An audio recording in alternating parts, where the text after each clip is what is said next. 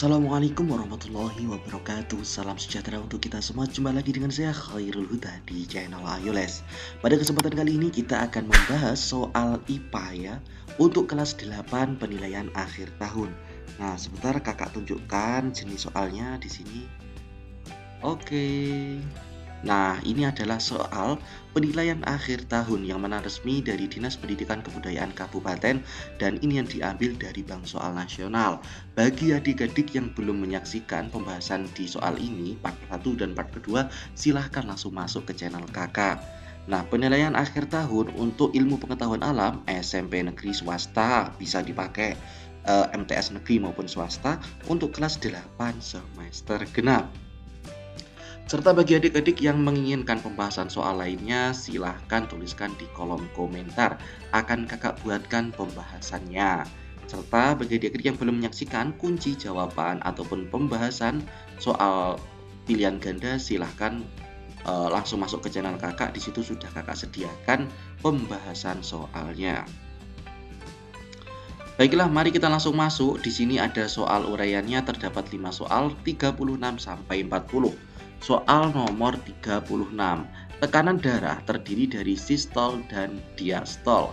Jelaskan apa yang dimaksud di sistol dan diastol. Nah, tekanan darah di dalam manusia atau tubuh manusia itu dibagikan menjadi dua memang, sistol dan diastol. Nah, di sini penjelasannya apa sih itu sistol dan apa sih itu diastol? Mari kita bahas pada kesempatan kali ini. Nah, di sini sudah kakak buatkan kunci jawabannya. Oke, nah untuk soal yang nomor 1 itu cenderung sangat mudah ya. Perkiraan skornya adalah 4. Yang mana 4 itu diperkirakan karena dari tingkat kesulitan dari soal tersebut. Nah, karena nanti adik-adik ketika menemukan soal IPA di PAT kalian, kalau Bapak Ibu guru menggunakan soal ini, itu ada 35 pilihan ganda dikalikan 2, skornya berarti 70. Kemudian yang pilih uraian ini skornya nanti 30. Yang ini skornya nanti 30. Nah, sehingga adik-adik nanti harus memaksimalkan sesuai dengan tingkat kesulitan soalnya. Oke, nomor 36, jawabannya adalah sistol itu merupakan tekanan darah pada saat bilik berkontraksi. Oke, kemudian diastol itu adalah tekanan darah pada saat bilik berelaksasi. Ataupun ketika kontraksi itu berarti memompa darah ke seluruh tubuh, yang mana pembuluhnya itu adalah pembuluh nadi, yang mana cenderung lebih kuat dibandingkan pembuluh vena. Kemudian diastol itu adalah proses darah kembali ke jantung. Ketika berelaksasi, bilik berelaksasi, maka darah kembali ke jantung, dan di situ cenderung tekanan darahnya itu lebih rendah dibanding yang pada waktu sistolnya. Oke ya adik-adik. Makanya sistol itu sistol per diastol, itu ketika sistol itu pasti lebih tinggi daripada diastol. Oke, kita lanjut ke soal nomor selanjutnya. Soal nomor 37. Mengapa pada saat berlari nafas kita menjadi lebih cepat atau terengah-engah? Jelaskan. Nah, ini kita masuk ke dalam bab sistem pernafasan. Kenapa kira-kira adik-adik? Ya, yaitu pada saat berlari tubuh kita membutuhkan lebih banyak energi, sehingga energi yang diperoleh dari respirasi yang memerlukan oksigen yang dihisap melalui pernafasan. Oke ya.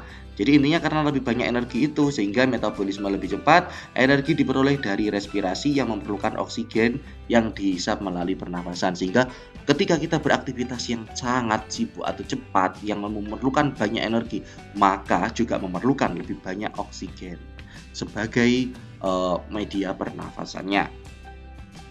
Oke, terjawab sudah. Kita lanjut ke soal nomor 38.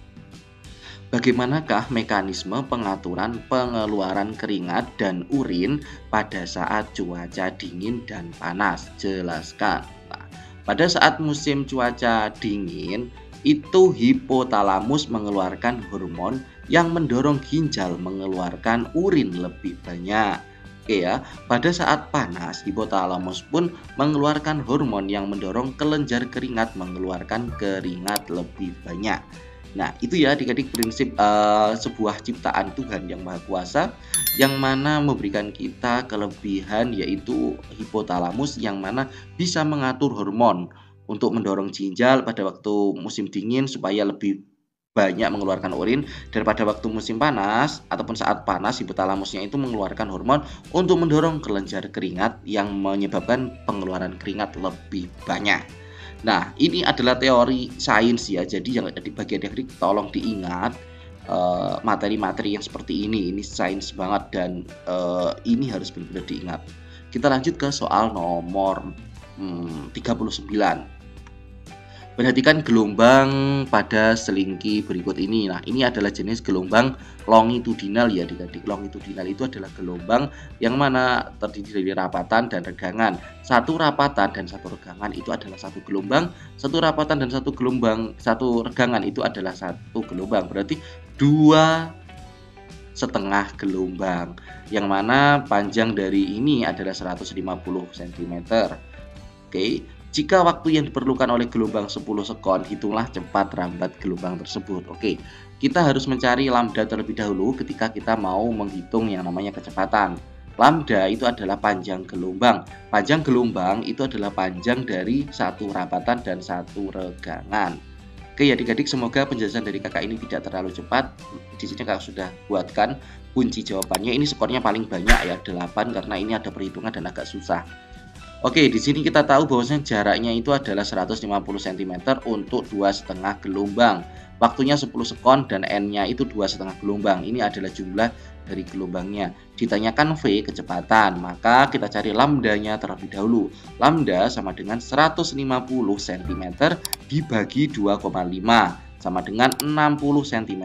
Nah, karena dalam perhitungan gelombang, panjang gelombang itu satuannya adalah meter, maka di sini kita rubah nih 60 cm untuk dijadikan meter itu naik berapa tangga? Ya, naik 2 tangga. Makanya 0 itu digeser ya komanya 1 2 menjadi 0,6 meter. Kemudian T di sini periode ya. T per N yaitu sama dengan 10 per 2,5 sama dengan 4 sekon untuk periodenya. Nah, untuk kecepatan rambat gelombang yaitu rumusnya lambda per satuan periodenya. Periodenya adalah 4 sekon. Nah, 0,6 meter dibagi 4 sekon sama dengan 0,15 meter per sekon. Mudah ya adik-adik? Silahkan dicatat. Kalau adik-adik lupa, silahkan masuk ke channel kakak. Di situ juga sudah kakak jelaskan tentang materi cara super cepat untuk menghafal materi getaran dan gelombang. Karena sebenarnya basic kakak itu di IPA. Seperti itu. Oke, kita lanjut ke soal selanjutnya, soal nomor terakhir 40. Lukiskah bayangan benda pada gambar berikut ini? Oke, ini disebut sebagai cermin cembung ya adik-adik. Cermin cembung, ada benda di sini. Maaf, ada gangguan. Oke, nah di sini ada cermin cembung. Nah, di sini ada benda. Kira-kira bagaimana nih bayangan yang terbentuk dari cermin cembung ini? Nah, di sini sudah kakak buatkan gambarnya seperti ini. Sifat bayangan yang terbentuk dalam cermin cembung itu selalu sama, yaitu tegak, diperkecil, dan maya. Oke, maaf, tidak terlalu sama sih. Kita harus melihat di sini dulu bayangan yang terbentuk. Oke, di sini ada bayangan, ada benda. Kemudian ketika ada benda di sini, kita harus bisa menghafal sinar istimewa. Ketika benda itu sejajar dengan sinar datang sejajar dengan sumbu utama, maka akan dipantulkan seolah-olah itu berasal dari titik fokus. Oke. Nah, kemudian ketika di bayangan benda itu lurus menuju titik pusat lingkaran ataupun M itu adalah pusat lingkaran, pusat dari kecembungan dari sebuah cermin, yang mana M itu adalah 2F, 2 kali dari titik fokus. Nah, di situ akan dipantulkan lurus. Oke adik-adik. Nah, kemudian bayangan yang terbentuk di sini bisa kita lihat untuk cermin cembung karena bayangan yang terbentuknya di sini diperkecil ya. Kemudian tegak karena tegak, lurus ya sama, dan sifatnya maya karena berada di belakang cermin. Oke ya, ini adalah sifat bayangan yang terbentuk dari cermin cembung. Baiklah adik-adik, terima kasih telah menyimak materi ini sampai akhir. Ada kurang lebihnya kakak mohon maaf yang sebesar-besarnya. Bagi yang belum like, komen, dan subscribe bisa dilakukan terlebih dahulu. Atau bagi yang menginginkan pembahasan soal lainnya, silahkan tuliskan di kolom komentar. Akan kakak buatkan videonya secepat mungkin. Baiklah, terima kasih dari kakak. Kakak akhiri akhirul kalam. Assalamualaikum warahmatullahi wabarakatuh.